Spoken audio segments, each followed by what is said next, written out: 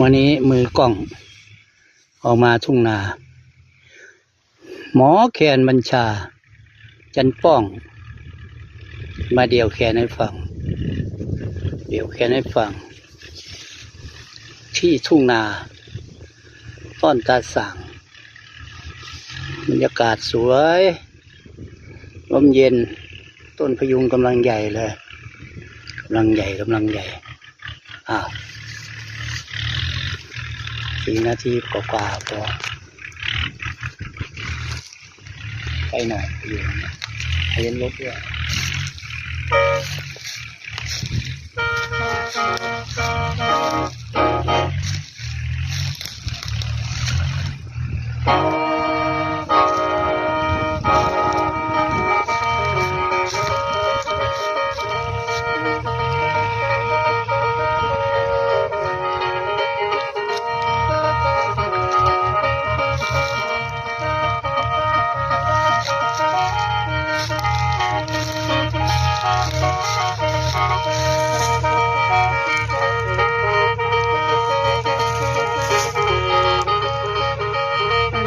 มวนเด้อพี่น้องเลยหมอแคนเก่าอายุ77 ปีแล้วมาเดียวแคนอยู่หน้าเพื่อนนั่นล่ะหน้าตอนตะสางไถหน้าปลูกบักแตงพร้อมมาเดียวแคนร่มกับพัดเย็นถุงหน้า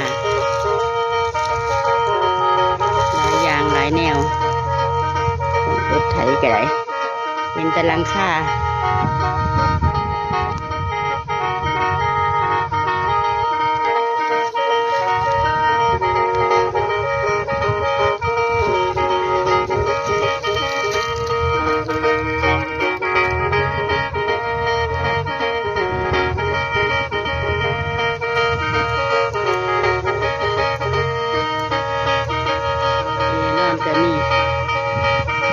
ยังหน้าห่าง